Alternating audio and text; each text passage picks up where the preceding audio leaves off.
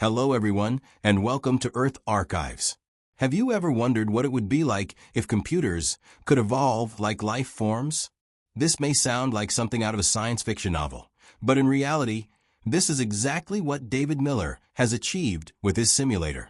He has created a virtual world where tiny spheres not only undergo evolution, but can even experience a process of biological purification, a phenomenon that is truly mind-blowing. Imagine, in a digital environment, these little spheres evolve into various new forms, following the rules of natural selection, mutation, and genetic reproduction, all without any human intervention. The process behind this is actually more complex than we might think. David Miller's simulator is not just a simple piece of software. It incorporates core concepts from biology and embeds them into every corner of the virtual world. You might be wondering, how does all of this happen? In fact, this experiment starts with genes.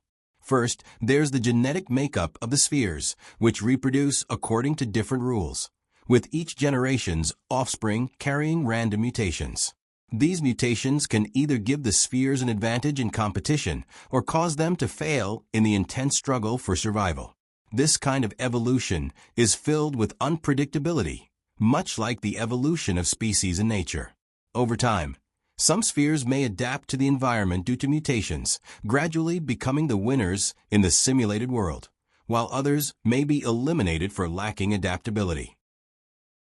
The entire process is full of unknowns and surprises, making it a perfect example that deepens our understanding of biological evolution. David Miller's experiment effectively applies the three core principles of biology: genetic reproduction, natural selection, and mutation, into computer simulation. This exploration not only shows us the infinite possibilities of the digital world, but also gives us new thoughts and insights about the biological evolution in the natural world. If you're curious about these digital evolution processes, why not delve deeper into the details behind the simulations and see how these tiny spheres continuously change, adapt, and even surpass our imagination in this virtual world, just like life itself? The basic principles of evolution simulation. Miller's simulator is not just a game. It is actually a highly meaningful scientific tool designed to simulate the process of natural selection. In this virtual world, there are no physical bodies, only 1,000 tiny spheres that possess genes and neurons, resembling the fundamental elements of life. These spheres can reproduce with one another and undergo natural selection through competition, a process that mirrors how species evolve in nature, full of unpredictability. Imagine these spheres as unconscious organisms, unaware of what they should do. At the beginning, they cannot move and cannot replicate themselves. Their movements seem as chaotic as primitive life forms. In fact, the initial state of these spheres is quite clumsy. They only exhibit random, simple behavioral patterns, seemingly without purpose, and are completely incapable of surviving in this simulated world. However, when David Miller introduced the rules of natural selection for these spheres, everything began to change. The rules are simple. Only those spheres that can move and successfully reach a reproduction area can survive and reproduce offspring. This setup creates a survival pressure for the spheres, meaning that if they fail to adapt to the environment, they will be eliminated. Key elements: genes, reproduction, and mutation. In order for these spheres to reproduce and continue their existence, David Miller designed 4 genes for each sphere, along with an internal neuron that acts like its brain. These genes determine the behavior of the spheres, and these behaviors are passed down to the next generation during reproduction, forming the foundation of their evolution. Each gene is not particularly complex. It consists of a series of numbers and characters, which serve as the sphere's instruction set. These instructions tell the sphere how to act, how to make decisions, and even how to move. These instruction sets are like the code of life, passed down to the next generation during reproduction. However, the interesting part is that the genes are not perfectly replicated. Just as humans occasionally experience genetic mutations during reproduction, These spheres also undergo random mutations. Although the probability of mutation is very small, only 1 in 1,000, these tiny changes can lead to dramatic outcomes. These mutations are like random events in nature, unpredictable, but sometimes creating unexpected advantages. For example, in the first generation, nearly all the spheres were completely immobile, making them unable to adapt to the highly competitive environment and ultimately getting eliminated. However, one sphere miraculously found its way to the reproduction area through random, erratic movements. This mutation allowed it to become the pioneer for future sphere genes. This lucky sphere, through its mutated behavior, successfully overcame the natural selection threshold, passing on this successful gene to the next generation. The beginning of evolution. How natural selection changed the spheres. As the number of rounds in the simulator increased, the first generation of spheres began to show remarkable signs of evolution. At first, these spheres were almost completely directionless, bumping aimlessly in all directions and unable to reach the reproduction area. However, over time, the number of spheres that could quickly find the reproduction area gradually increased, and their colors began to undergo a surprising transformation, slowly turning green. This color change was not just a cosmetic alteration. It actually represented a shift in the genetic makeup of these spheres, indicating that their genetic combinations were becoming more consistent. This new genetic trait made them better adapted to the demands of the simulated environment. In other words, these spheres were evolving, gradually developing stronger survival abilities. This process is at the core of natural selection. Simply put, the spheres that could quickly find the reproduction area and adapt to the environment survived in this environment and successfully passed on their advantageous genes to the next generation. It's important to note that this doesn't mean they learned new skills. In fact, there was no learning process at all. All of these changes were simply the result of random genetic mutations and natural selection. The genes with stronger adaptability were continuously replicated and passed on through reproduction, gradually becoming the standard equipment for future generations.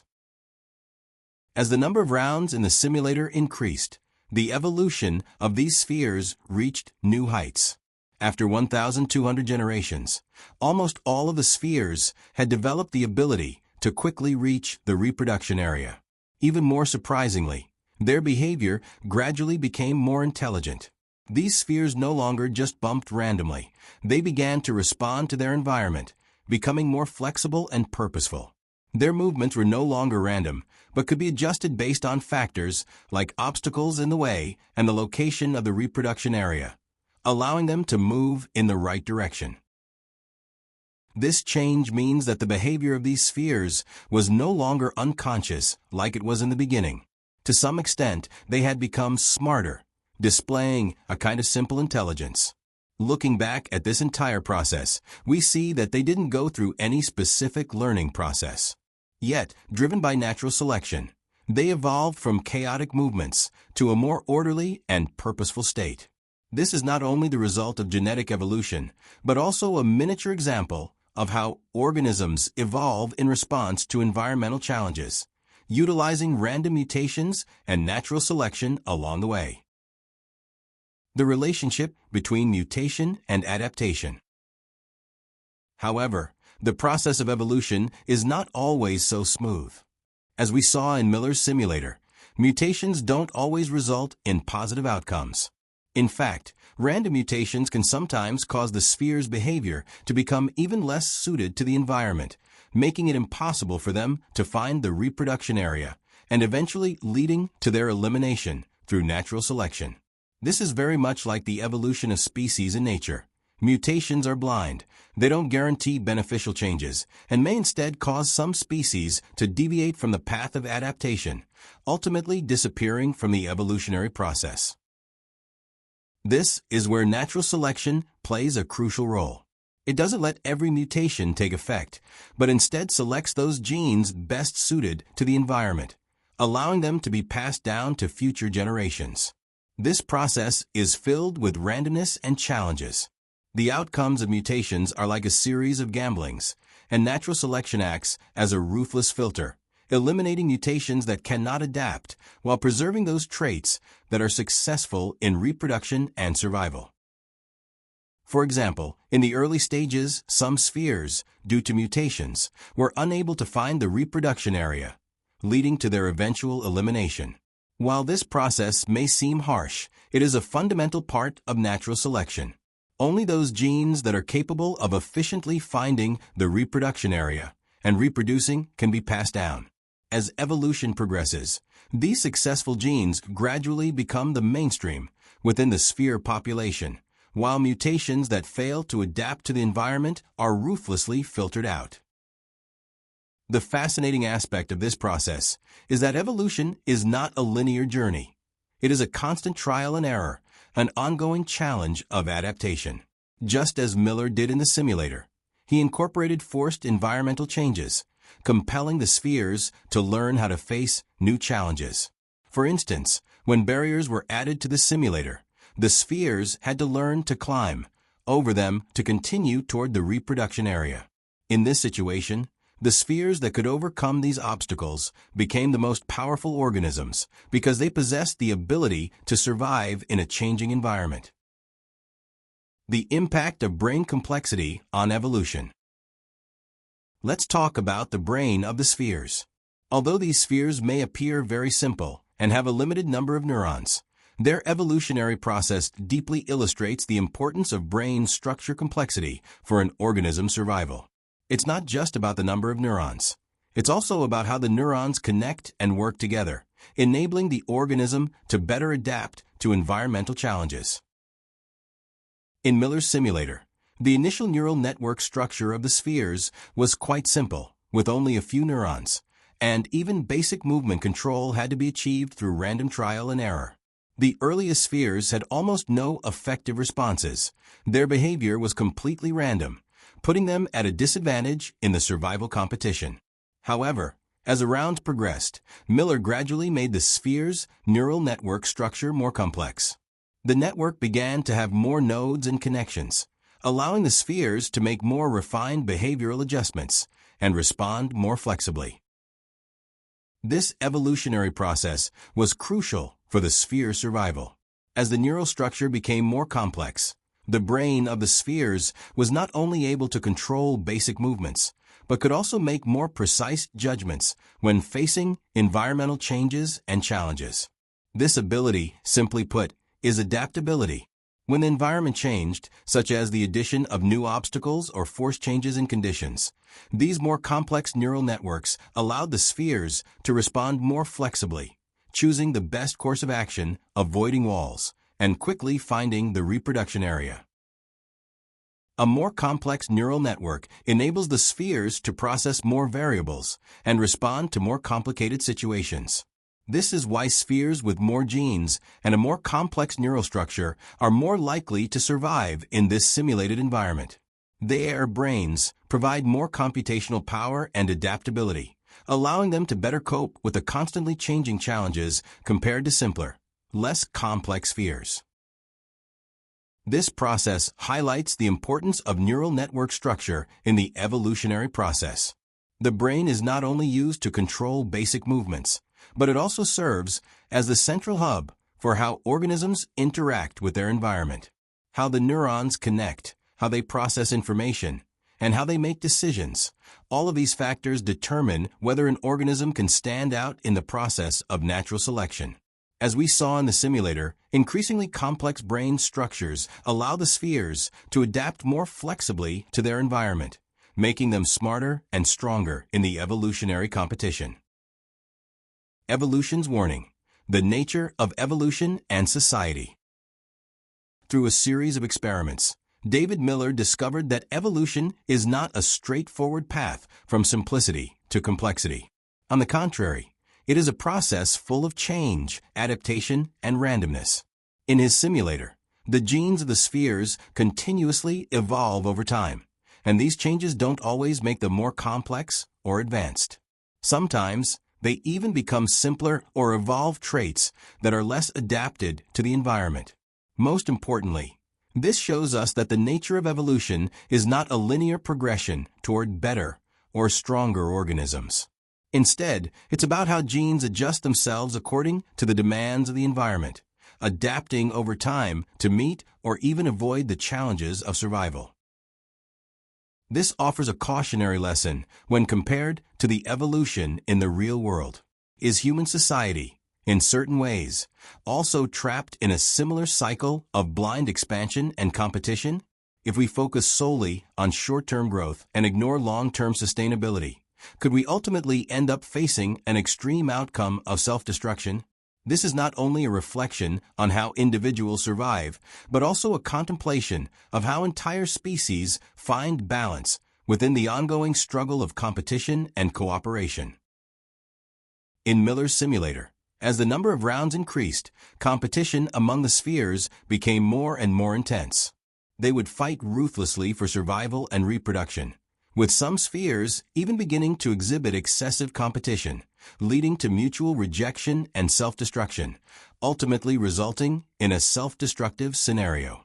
This phenomenon reveals a harsh truth. If all living beings focus solely on pursuing self-interest, while ignoring group cooperation and the carrying capacity of the environment, this endless competition will eventually destroy the entire system, plunging all organisms into the risk of extinction. In contrast to reality, we can't help but ask, are we also overly focused on self-expansion, neglecting long-term sustainability? In human society, the endless expansion of technology, economy, and resources, could it lead to the same outcome? If we blindly compete for the sake of competition, ignoring cooperation, rational resource distribution, and environmental protection, the ultimate result could be self-consumption and mutual opposition among humanity. The self-destruction phenomenon in Miller's simulator is undoubtedly a reminder for us to reflect on whether, in our pursuit of progress, we have forgotten the true meaning of human society, not endless competition, but how to survive in a constantly changing environment and create collective prosperity. The process of evolution is not just a change at the genetic level. It is a challenge for human wisdom, cooperation, and coexistence.